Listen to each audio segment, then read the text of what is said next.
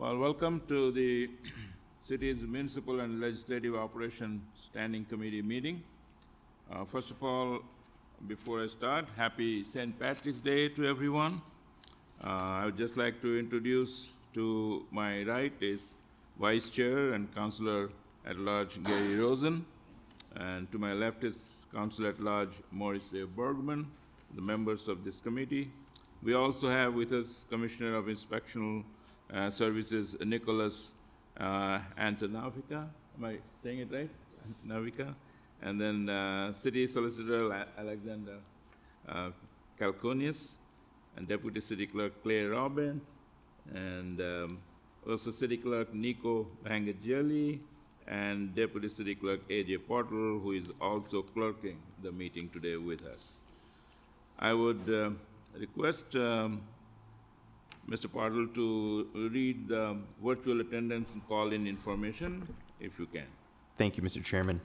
Pursuant to Chapter 20 of the Acts of 2021, and in order to ensure active public engagement, the City of Worcester currently allows for both in-person and remote participation at all of its meetings. To partake in the meeting, you can either come in person or you can join via Zoom. The Zoom link is listed on the Granicus portal of the city's website, and there's also a phone number. Tonight's phone number is 1-646-828-7666 with the access code 161-499-9501.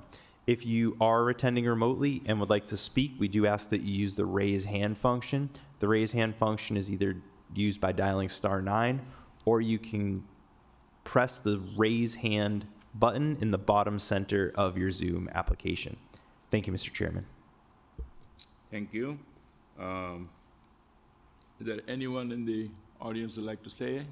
Please come on and state your name and the city you live in. Not to jump ahead of ourselves, but I will happily wait until you do your approval of your minutes. Thank you. Yeah, I'd like to see item number 2, make the motion to approve the minutes of the past meeting of February 10, 2026. All in favor? Aye. Any opposed? No, so minutes accepted. Fred Nathan Worcester, on the communication of the city manager dealing with the illegal dumping. I am very happy at the city of Worcester, through the law department and whoever else, have increased the fines substantially. Hopefully, this will do a good job of getting the city cleaner, because there aren't too many places in the city that you can go that is really clean. You have to go way up to Salisbury Street or beyond. I mean, and even then, I'm sure there are people that, dump illegal, they'll throw stuff out of their car and who knows whatever else. But I know some people might think that these fines are punitive. Well, sometimes you have to put some teeth into an order. So I'm very happy that the city has done this. Thank you.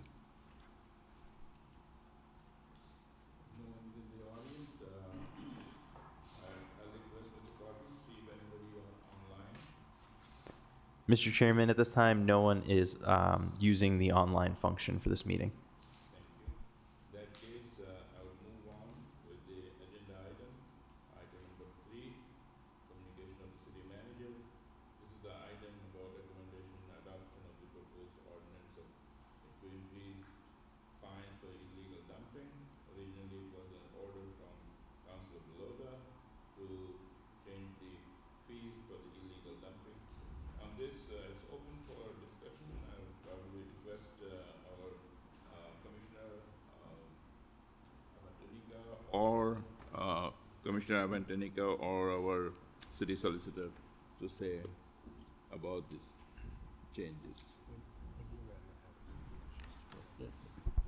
Through the chair, so this was a order that was put on by Councilor Bellotta requesting to increase the fines, and that's the ordinance that you have before you. I'll defer to the commissioner on any policy and enforcement issues. Okay. To the chair, again, the ordinance is in front of you. Sorry about that. The ordinance is in front of you. If you have any questions regarding any type of policy or enforcement, I'm happy to answer those.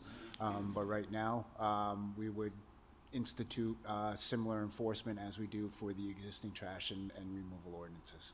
Councilor Berman? Thank you, Mr. Chairman. I do have a few questions through the chair to the commissioner. If I recall, the way this has been presented in the past is if somebody owns a piece of property and there's trash that's not being removed, the violation would go to the homeowner. Is that correct? Yes, that is correct. So I'm not going to oppose this, but I would just share with everybody here my own personal thoughts on this.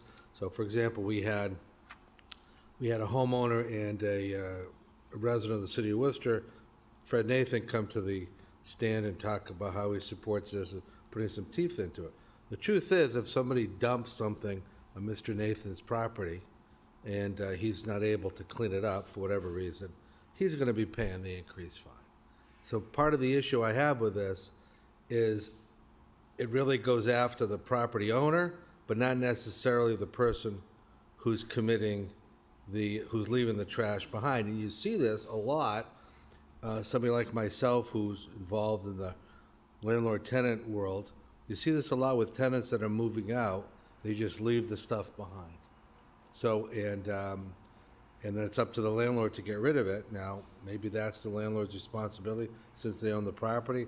But to me, there's some level of unfairness. So I guess through the chair to the commissioner, is there proven results anywhere that increasing the fine reduces the amount of violations? Because I have my doubts about that. Through the chair, it's a collective for increasing enforcement. Part of it is having additional fining ability and increasing the fines to make it, have a little bit more teeth. The other aspect is also the policy and philosophy behind how we fine. Part of that is also a re-imaging of what we're doing for the enforcement. So while we do look and we do check and see if we get an illegal dumping report, we do try and find where it came from in certain circumstances. As you have alluded to, it could come during move-outs. At that point, if it is a tenant moving out and it is their items, then yes, that is on the landlord for being responsible for their tenants. However, if we do have a space where it is not anybody's items, then we have the ability to potentially issue the ticket or the fine to maybe get conversation started with the homeowner. At that point, we do have some funds and abilities to help the homeowners remove those depending on their situation if we do determine that they're not the responsible party. So if I may, just one or two more questions, Mr. Chairman. Let's say it's a multifamily property and somebody down the street decides in the middle of the night they're going to dump a whole bunch of trash in front of that person's house. So it doesn't come from the tenant, doesn't come from the landlord.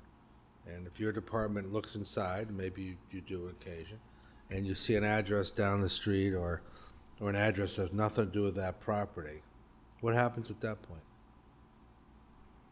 Through the chair. At that point where we do have evidence of a different address, we have the ability to perform the enforcement or ticket the violations where we've established where they came from. At that point, we would also coordinate with DPW and using our resources to facilitate the removal of those items if we needed to, if the homeowner itself was not there and they weren't the responsible party. At that point, we would have it removed and then we would lien the responsible party. So I know these are kind of difficult questions, and I appreciate you bearing with me. Through Mr. Chairman, just one or two last questions. Mr. Commissioner, I'm going to make a statement. You can feel free to disagree with it. From my observation, having been around the housing court for a long, long, long time, the majority of trash left behind when somebody's evicted or moving is left behind by the tenant, not by the landlord. Would you agree with that statement? Through the chair, yes, I would. Okay. So just a comment, I'm done with my question.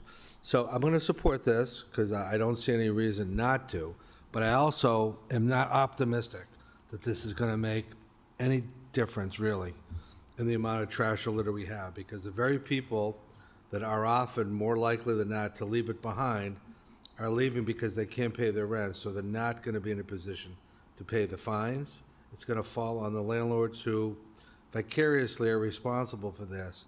But it's not going to me, it's not going to affect behavior in the way that some people think it might. But I respect the fact that it was requested by the council. I understand why it's being supported. I'm certainly not going to oppose it, but I wanted to get my questions and thoughts out, so thank you. Thank you, Mr. Chairman. Thank you. Commissioner, anything else you need to explain? No? Yes, okay. Councillor Rosen? Thank you, Mr. Chairman.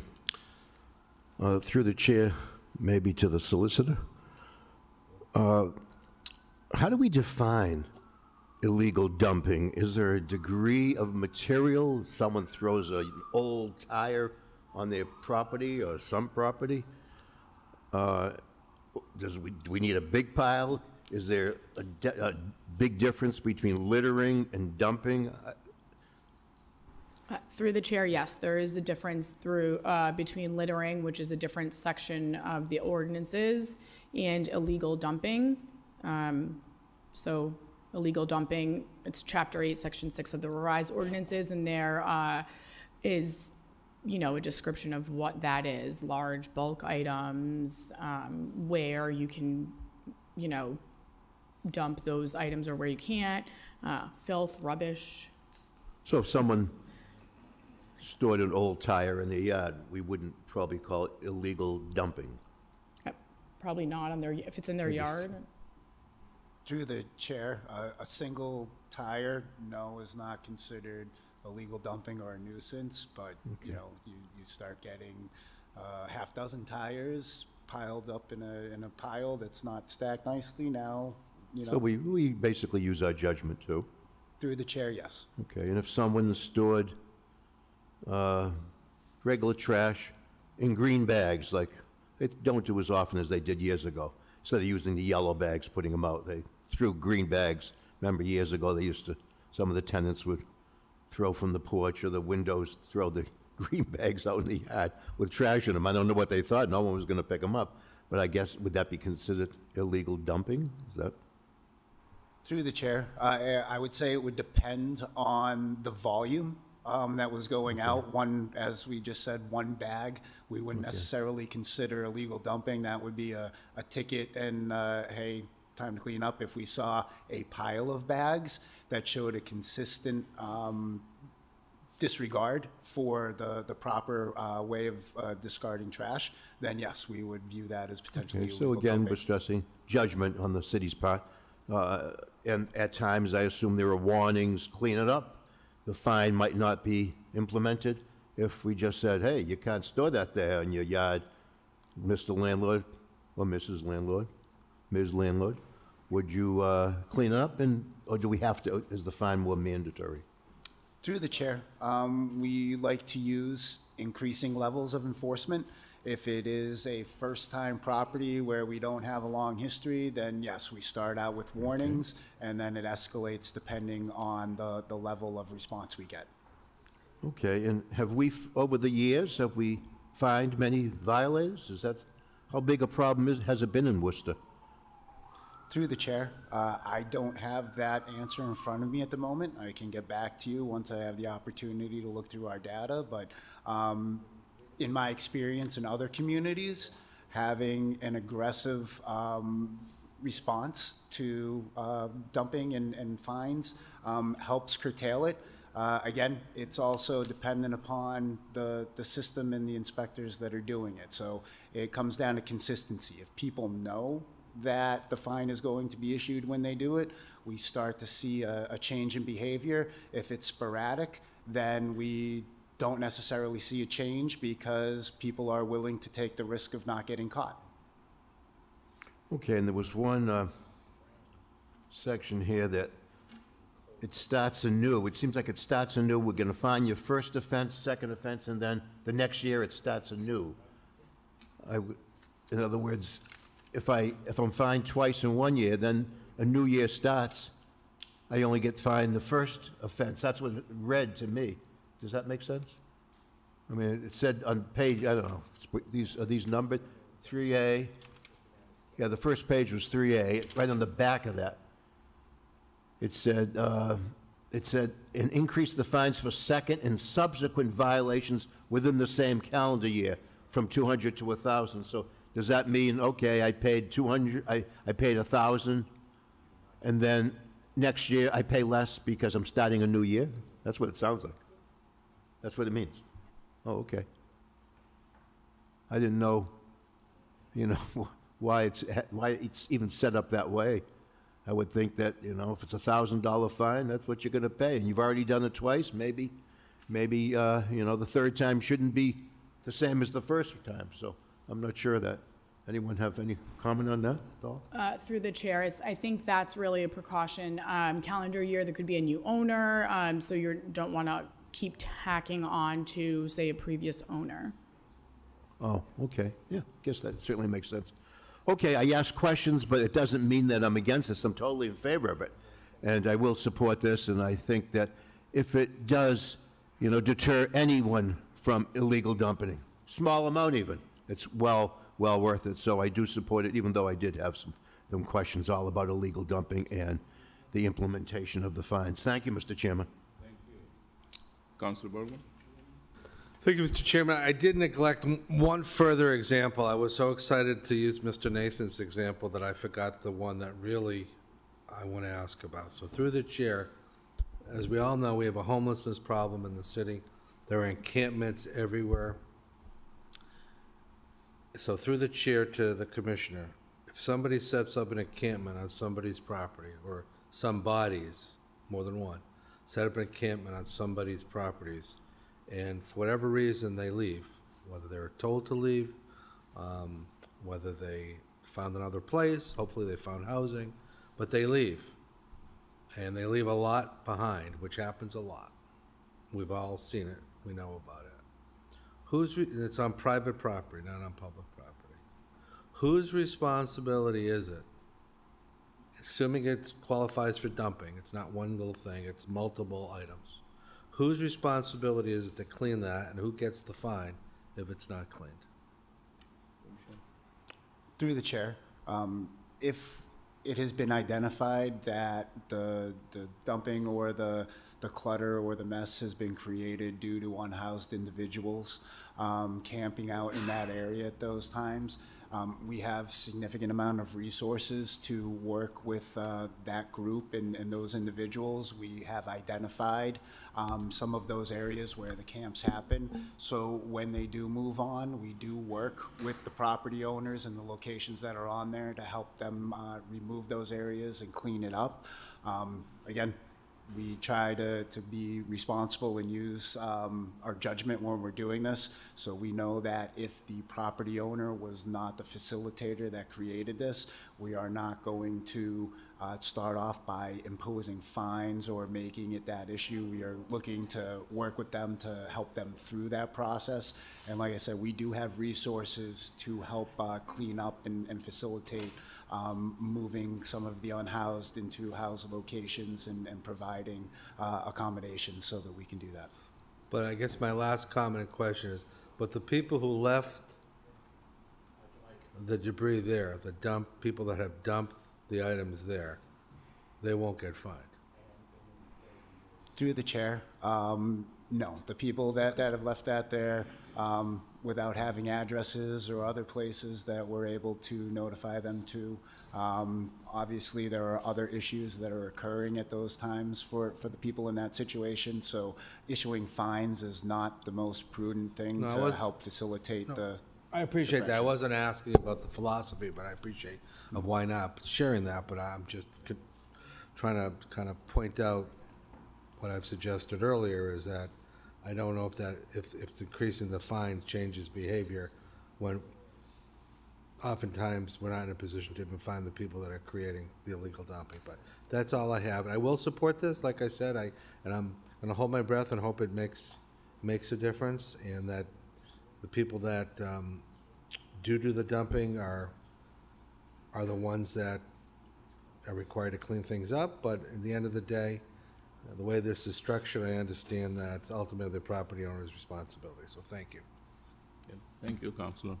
I just have some comments and questions to Commissioner, and maybe City Solicitor can also answer.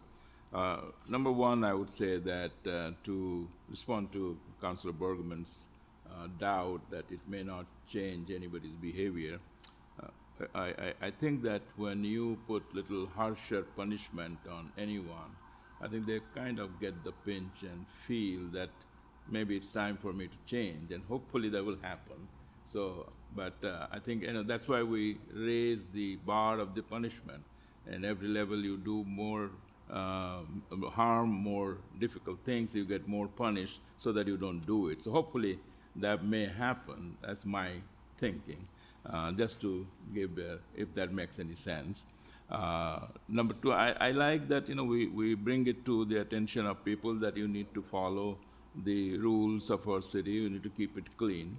The question that I have to the Commissioner is that, is it dumping, somebody is dumping in somebody else's property, or if they dump it in their own backyard, say, all health hazardous things, dumping things and making it really looking ugly, is that something a resident can call you to go and make a judgment, or is that a possibility to call it, because we may not be able to judge, is this illegal, is this something that really needs to be punished, and it is in their own backyard, for example, but it's making the city and the neighborhood look bad. Is that something that also could be considered as illegal and brought it to your attention? Through the chair, so yes, it would be something that we would be able to inspect, whether it would be determined to be illegal dumping or overgrowth or just nuisance trash in the area for an unkept property. That would be a decision made by the inspector when they come up on it. But yes, anytime that there is a concern for an unkept area and it's creating issues for the neighborhood, that complaint will come in and we'll send somebody out, and depending on what the inspector determines would be what violation they get issued.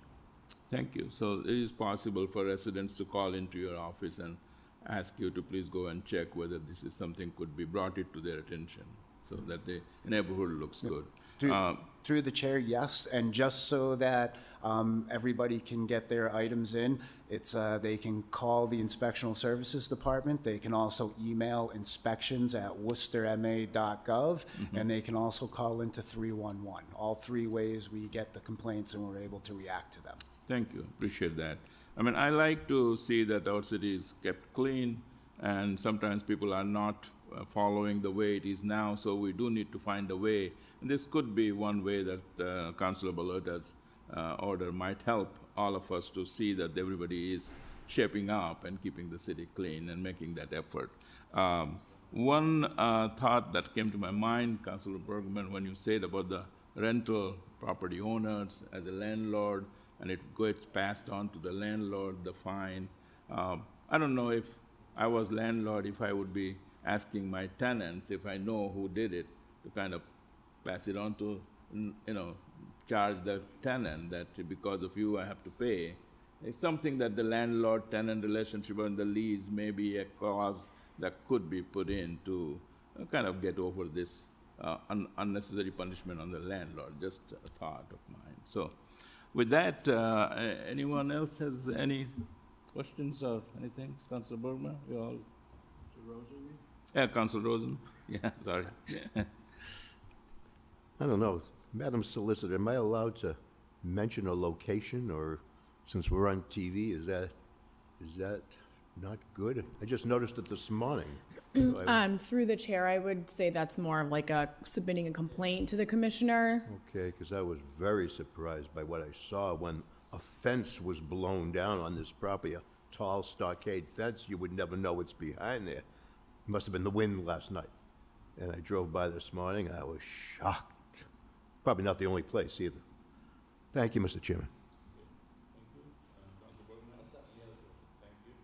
So, no other questions. I'd like to recommend to approve the ordinance with a roll call. Councilors Bergman, Yes. Rosen, Yes. and Chairperson, Councilor Mitra. Yes. Thank you. So the moves. Now we will go to the item number, let's see, 4B, where we have the transmitting an annual report outlining the goals and objectives for the city clerk's office for the year 2026. I would request city clerk to make a presentation to the current council. Thank you, Mr. Chairman and members of the committee. I appreciate the opportunity to be before you today. With me, I also have A.J. Pottle, who's the Deputy City Clerk #1, and Claire Robbins, who's Deputy City Clerk #2. I just want to give you a high-level overview of the clerk's office, as well as provide a report with some of our goals and objectives in the past year, as well as the goals and objectives in 2026, some of the initiatives. So just organizational structure, the way the city clerk's office operates is it's an extension, as I always say, of the city council, the city council itself. The city council appoints a clerk, and then within the appointment of the clerk, they also have oversight over the city clerk department through the clerk. We have Deputy City Clerk 1, A.J. Pottle, and then Deputy 2 City Clerk Claire Robbins, and we added another position a while back, and I think Councilor Rosen was the first one to work with Claire when she was Chief of Staff for the City Council back in 2020. So right now, the Chief of Staff for the City Council is Josh Duhamel. And then within the City Council office, you also have 2 council aides that work with the councils on a daily basis. So that's kind of the supervisors of our clerk's division. And then organizational structure itself is, I always consider 4 divisions. The first division is the Vital Records Division. So that Vital Records Division deals with all the vital records in the city of Worcester. So if it's death records, marriage records, birth records, dog licensing, so anybody who has a dog in the city, we're actually in the process of licensing them for 2026, business certificates, an array of other, bazaar and raffles, all those, vital records and licenses that come out of the clerk's office are managed out of the Vital Records Division. Within that division, we also have the Archives Division that deals with a lot of digitization of old records that we have within our jurisdiction. And some of the records, if you have a chance to go on the second floor of City Hall, and Councilor Bergman has been part of this effort as well, as there's a historic book back from 1770s during the Tory protests. So some of the records are very unique to the cities of Worcester history, but also to the Commonwealth of the United States of America. So we're pretty proud of that archives subdivision within the Vital Records. And then from there, we have council meeting support. So all the agendas and minutes that are out of either the city council meetings, the committee meetings like we're here tonight, are overseen by AJ and his team. So AJ's day-to-day operation is the city council operations. That means that all your meeting schedules, all your agendas, your item selections from the pending list, and every city council meeting, whether it's a 6-hour marathon, as I call it, or just a small community meeting that takes place for an hour or 2, are managed by AJ, with, of course, the assistance of I and Claire when necessary out of that division. And then we have the third division, which is our election division. And as you know, that's where I started when I first started working for the city as an assistant city clerk. That is overseen by Claire Robbins. She is the deputy city clerk that sees day-to-day operations for that division, of course, with the assistance of the clerk, as well as A.J. Pottle when necessary. So one of the things we do very well in the clerk's office, I'm pretty proud of, is cross-training. A.J. knows how to operate elections. Claire knows how to operate city council. They all have knowledge of the vital records and so on within all the divisions. So that's something we've always been proud of. It goes back to, I think, Bob O'Keefe, David Rushford, even Susan Ledoux, because as you know, there's not a lot of turnover when it comes to clerks here in the city of Worcester. So that's kind of a high-level highlight there. And then, as I stated earlier, in 2020, we created the new subdivision of the City Council direct staff support with the Chief of Staff to the City Council, then the council aides. So a lot of the council aides and the Chief of Council work with you on a daily basis to help with your schedules, to help with the constituent follow-ups, whether it's press releases, whether it's ribbon cuttings, anything that the city council needs on a daily basis is operated out of that city council staff support division. So those are the high level, I think, programs. I think we have the report before you tonight. If you have any questions about some of the programs, we're here to answer them. I know, some of you kind of watched our election division operate during the recount. That's certainly something that we hadn't run in a long time in the clerk's office, especially citywide for an at-large race. So, I'm very proud of Claire's efforts, AJ's efforts, and the whole staff that oversaw that recount. What is the volunteers, our different divisions with the police department, the parks department, and the candidates, because, with their assistance, make sure everybody was on the same page. We carried out a historic recount here in the city of Worcester. So whether it's, now this year we look forward to the state election. We have a state primary, which seems going to be a contested state primary for statewide offices. And then we also have the state election for governor's race and some of the federal office. So we definitely have a busy, I think, week and also year in the clerk's office between election operations, vital records, city council support, whether it's through council meetings and committee meetings or direct support when it comes to constituent follow-up. So that's kind of like high-level operations. You can take any feedback from questions from council. Claire and AJ are here as well to help answer any questions you have about our clerk operations. Thank you, City Clerk Nico Vangeli. I would like to open it up for any questions for the councilors to Mr. City Clerk. Please, go ahead. Thank you, Mr. Chairman. I don't really have any real questions. I just want to kind of make some comments and can obviously see if any of my colleagues have questions. I'm sure they have comments as well. So in the time I've been on the council, I've found the clerk's office to run amazingly well. I've found them to be exceptionally helpful and competent. I certainly was front and center to witness the recount over the last year, over the last number of months, run flawlessly, giving the voters of the city of Worcester confidence for years to come that the machinery we use is accurate.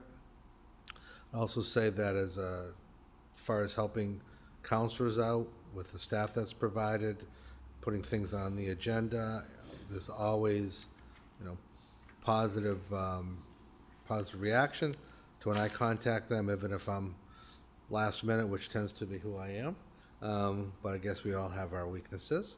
And I also say that with social media, all of us, particularly the clerk's office, has to put up with more than they've ever put up with before. And I give them a lot of credit because those of us who know, who can read between the lines of what I'm saying, understand that it's not an easy time to be in public life, and people can try to make your life miserable, and the city staff at the clerk's office has always risen above that and has always performed their duties in an excellent manner. So I really don't have any questions. I mean, if somebody were to ask me who do I think the best city clerk team is in the Commonwealth, I can't imagine there being a better team than we have in Worcester, and I hope we can keep them happy together for a long, long, long time, and I appreciate the report.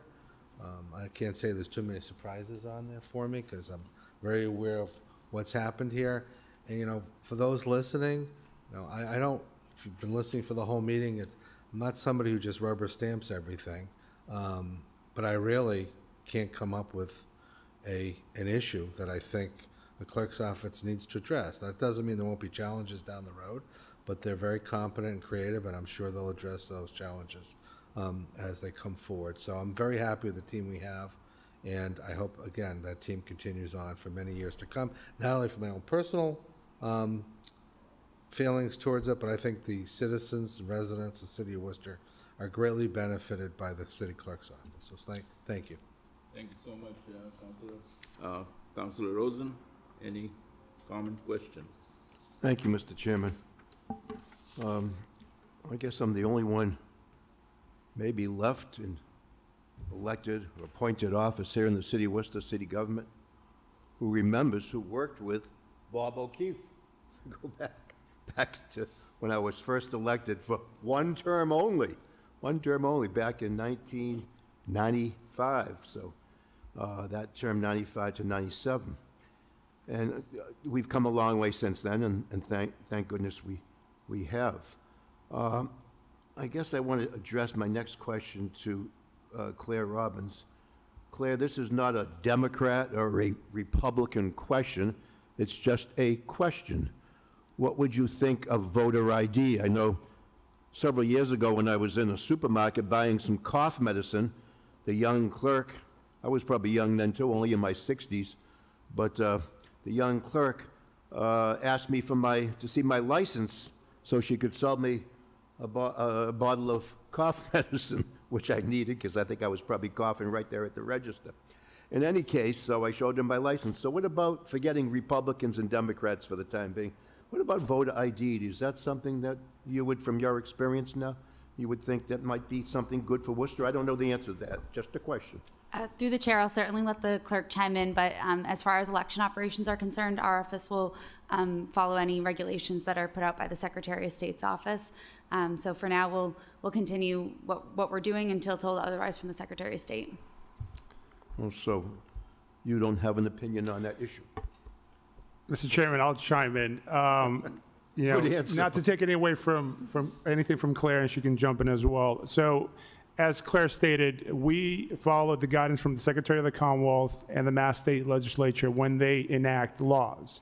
At this time, when you go to vote on Election Day, all you're asked for is your residential address and your full name. So until that changes, you know, our administrative process will always be the same. With that said, in terms of, you know, the bigger debate that's around the country right now is there's two sides to it. If you require folks to have an ID, operationally, people might show up to the polls without that ID. What do you do there? So that's kind of, you know, administrative. So there's a lot of questions that have to be flushed out if you are ever to implement voter IDs here in the Commonwealth of Massachusetts. Around the country, they do it. I'm not saying they don't do it, but the way that our voters have been operating here for a long time is they just show up on Election Day. They're not asked to provide anything other than if they are inactive. If they're inactive voters, that means that they haven't responded to our annual street listing, which we do every year, or they have not, you know, re-registered to vote, and they're inactive. That is the only time we'll ask them for a proof of residency. But until the law changes, administratively here in the Commonwealth of Massachusetts, there has to be, you know, a system approach if they ever have to consider that. And they have to take both sides, whether it's, you know, the more strict voting law side or the loose, you know, no voter ID required. So there has to be a bigger discussion than, I think, in my opinion, that I can answer as clerk here in the city of Worcester. And I don't know if Claire has more to jump in. Through the chair, I would agree with the city clerk. Thank you on that. I know several years ago, there were questions. I think it's changed a lot now, but I haven't been around for a little while. The marriage ceremonies, and the clerk had the right to, and I guess you still do, right to marry folks, have ceremonies here. Is that all three of you? Through the chair to the council, correct. So all the ceremonies performed in the clerk's office are done by the deputy and the city clerks. But in 2012, that process changed, and I think you were on the council back then, that all the ceremonies go to the city of Worcester in terms of the funds. There are still towns and cities out there that allow clerks to act as JPs in City Hall. That's not the case here in the city of Worcester. The couple will come in, file their marriage intention, and then make an appointment with the clerk's office to come a few days after or a few weeks after, and then they would pay the $75 ceremony fee and then get a certified copy of their marriage record. Okay, thank you for that update. And I don't know, these very good backup material and your goals and objectives, excellent. I don't know which page this is because they weren't numbered, but it says, work with all veterinary clinics in Central Mass to request, it might have been who requests, but it says to request lists of all new dogs that are registered in the city of Worcester. It sounds like that we request the lists of all new dogs that are registered in the city of Worcester from the veterinary clinics, and I thought it would be just the opposite, so. Through chair to the question, to the committee, that's a great question. I think since we're in dog season, we can kind of explain to the committee that whole process. So what happens, every year we have a database of dogs that are in the clerk's database, and we notify all owners in the city to register their dogs, and then once they pay the fee, they are mailed a tag. There is instances when owners do not register with the city clerk's office as they're required by ordinance. So that's when we rely on our veterinarians to provide us a list of any dog owners that go visit the veterinarian that are not registered in our system, to provide their owners an opportunity to register them. Because if you don't have a tag, then you can't use our city parks, our dog parks. So it's a system-wide approach. Even if, if the dog is missing from the house and is roaming the streets, if there is, a resident that finds the dog, or if the animal control finds the dog, they have to have that tag. That's why we try to work with the veterinarians to promote them, either notifying the owners when they register them, or they go and visit the vet, or we recruit via mail from their list to let the owners know of the city's ordinance. Okay, thank you. That certainly answers my question. Another one, well, I guess it's objective 10 here. And this was, I think, maybe pretty controversial, the last city council previous to this one.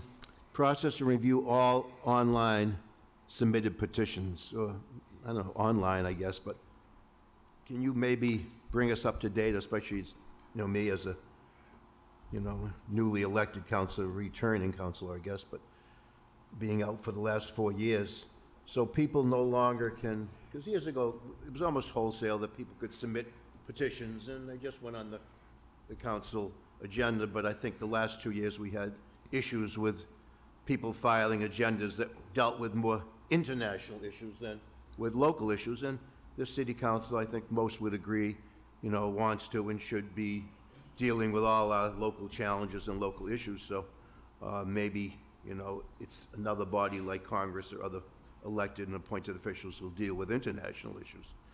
So where do we stand with that? Is it a little more, I've just thought from the last 2 years of watching the council meetings that it's been a little more difficult for members of the public to submit petitions of interest. And I mean, even of maybe local interest too. Has that been difficult to determine what's local interest? But it had nothing to do with international interest, but we seem to have been tightening up petitions, how many petitions can be submitted to the city council and put on our agenda. It seems to me it used to be an easier process.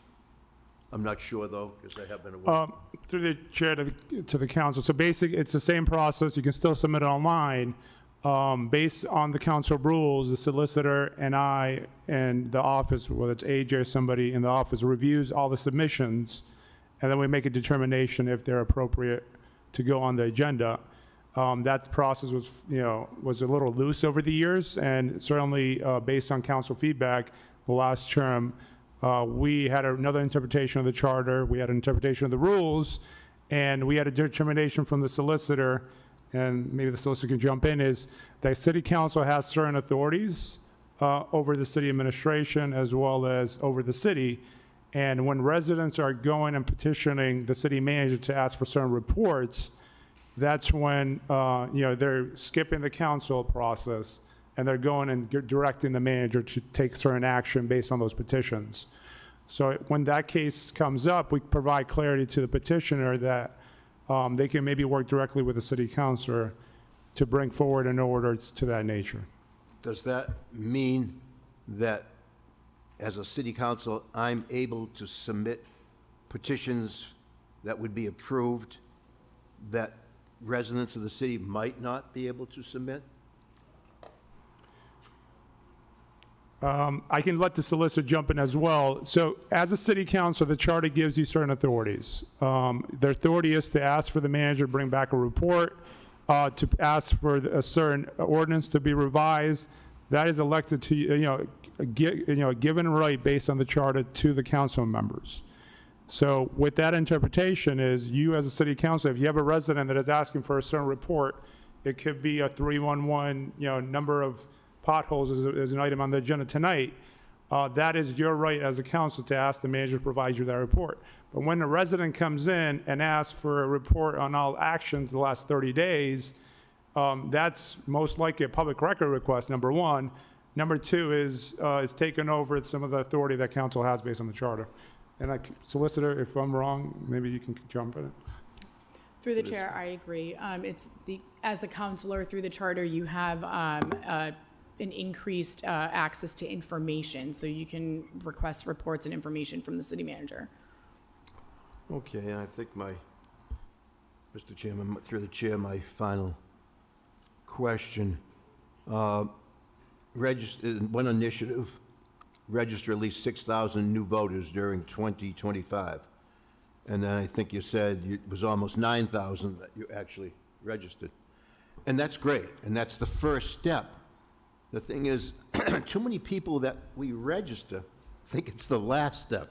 That's only the first step. The next step is to have those, let's round it up, 10,000 people. And we sometimes wonder why our turnout, our percentage turnout for local elections is usually what? A little higher, a little lower than 20%.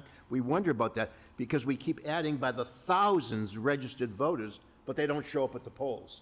And I know we can't make them show up at the polls, I understand that, but it seems as part of the education of these newly registered voters, I assume someone is recruiting them and talking to them, like we have the events on the Common and there's a table there. And, you know, people should encourage them. Now, don't forget, the next election is coming up, a state election in November. Registering is only step one. The more important step is the big step two. And maybe we send out a little postcard. Thank you for registering, and we do something like that. But the key is we have to increase the number of people who vote, which means we do have to increase the number of people registered. So they go together, and when people keep saying year after year, gee, it's such a low percentage who turn out, that's one reason.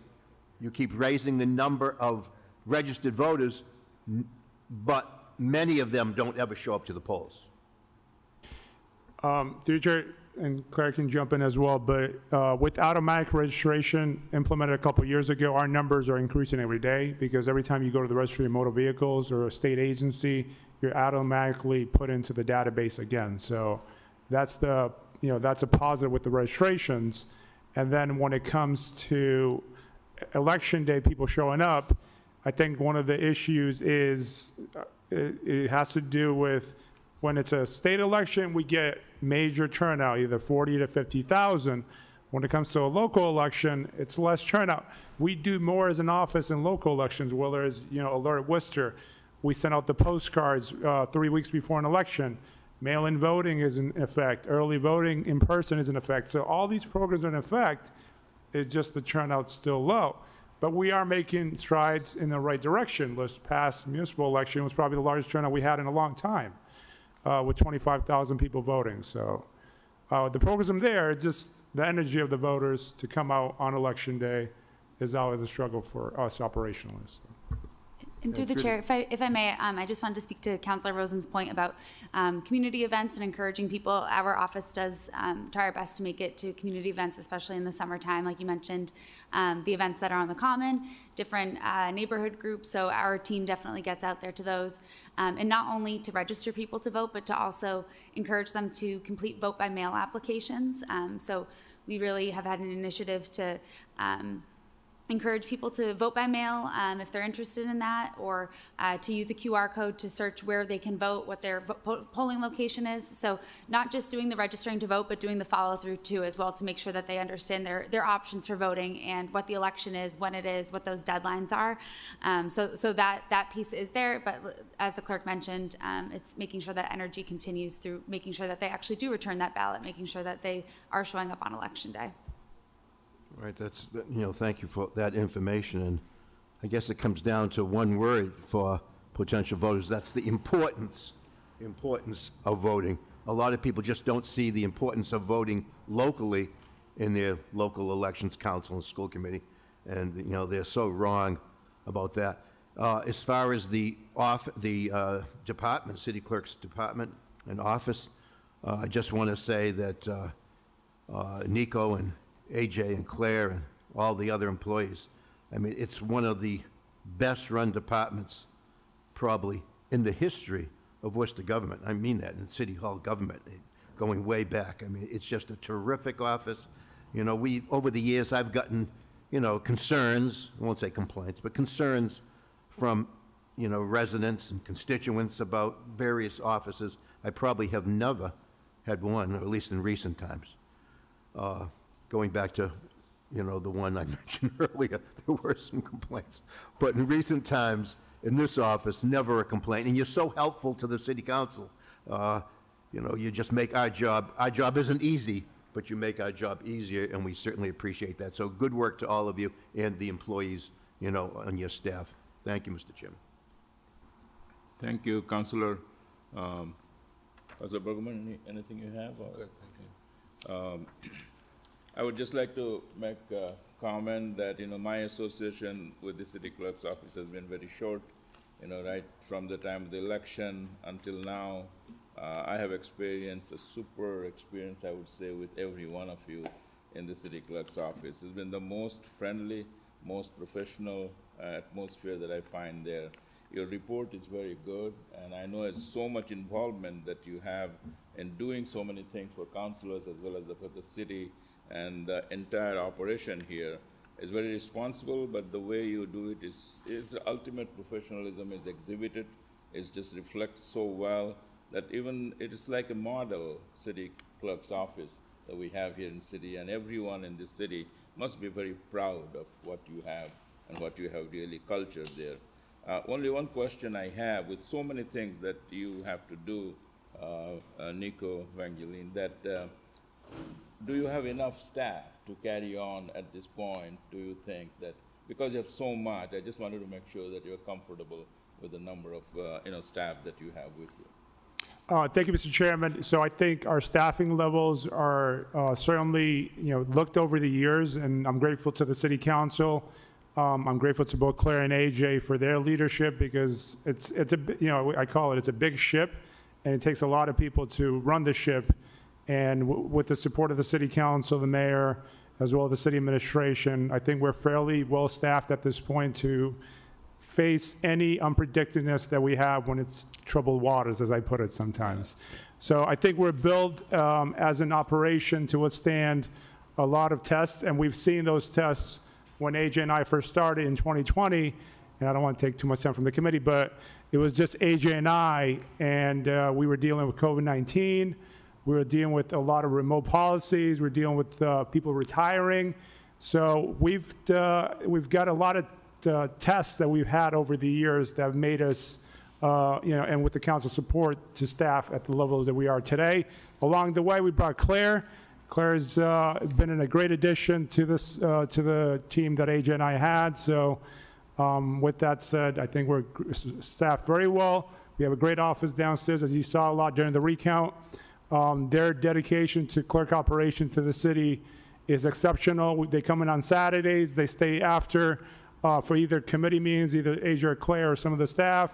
They come in on Sundays if necessary to carry elections, especially elections take an army to undertake. So I think we're very well staffed, and we're grateful for the council and the administration for their support over the years. So. Thank you. I think you have an exemplary team, and you do a very professional job, particularly reflected in the last recount, which doesn't happen all the time. But the way you manage everything, as if you guys are so professional in doing anything that is given to you. So congratulations for your operation, and we are there to help you in any way we can help. So that's my comment. With that, I would say that to recommend to file the city clerk's report and take the roll call for that. Councilors Bergman, Yes. Rosen, Yes. and Chairperson Councilor Mitra. Yes. I will go now to the item number 4A, which says recommend that City Council convene in executive session for the purpose of conducting contract negotiation related to the reappointment of Nicolene Vangeli as City Clerk for a 2-year term from 2026 to 2028. And I'll read the executive session that the Standing Committee on Municipal and Legislative Operation does hereby convene in executive session at this Tuesday, at its Tuesday, March 17, 2026 meeting for the purpose of conducting contract negotiation related to the reappointment of Nicolin Bank Daly as city clerk for a 2-year term from 2026 to 2028. The Standing Committee on Municipal and Legislative Operation will reconvene in open session after the executive session. Where we roll call? Councilors Bergman, Yes. Rosen, Yes. and Chairperson Councilor Mitra. Yes. We will go to the law. Yes.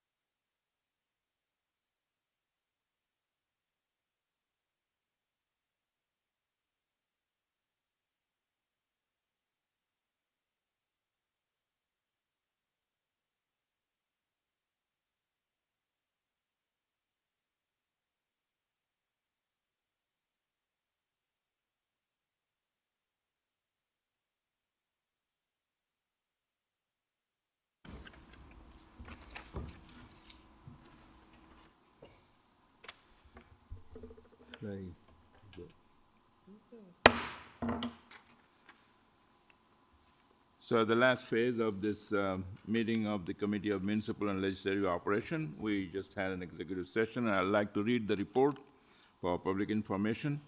The report of the Committee of the Municipal and Legislative Operation. The Committee on Municipal and Legislative Operation, to whom was referred on March 17, 2026, the communication of the city clerk requesting consideration for the negotiation of an employee contract with the city clerk at the commencement of the new two-year term upon the review of the city clerk's performance and goals over the past 2 years. Having considered the same, hereby respectfully report and recommends the adoption of the following 2 items. An order authorizing the mayor on behalf of the city council to execute a contract for employment with Mr. Nicolin Vangeli as proposed by the committee, and an amendment to 2024-2026 city clerk contract that would amend the following sections of the contract. The contract for employment recommended by the committee would adjust the 2024-2026 city clerk contract to reflect the current city clerk's salary for fiscal year 2026 as $199,687.00. B, effective July 1, 2026 fiscal year 27, the city shall provide Mr. Vangeli a 3% increase or such less percentage reflective of the highest percentage increase awarded to any city bargaining unit. C, effective July 1, 2027, fiscal year 2028, the city shall provide Mr. Vangeli a 3% increase or such less percentage reflective of the highest percentage increase awarded to any city bargaining unit. D, Section 4, benefits. Be paid time off removed from the city clerk 2024-2026 contract, notwithstanding any provisions of the city ordinance or regulations to the contrary, Mr. Vangeli shall be entitled to 5 weeks of paid time off with the applicable buyback allowance. That completes my report, and I now recommend the Mrs. City Clerk to take the roll call. Thank you, Mr. Chairman. So recommend approval. Councilors Bergman, Yes. Rosen, Yes. and Chairperson Councilor Mitra. Yes. I think with that, the motion to adjourn the meeting, and thank you for everybody to come in. Roll call? Councilors Bergman, Yes. Rosen, Yes. and Chairperson Councilor Mitra. Yes.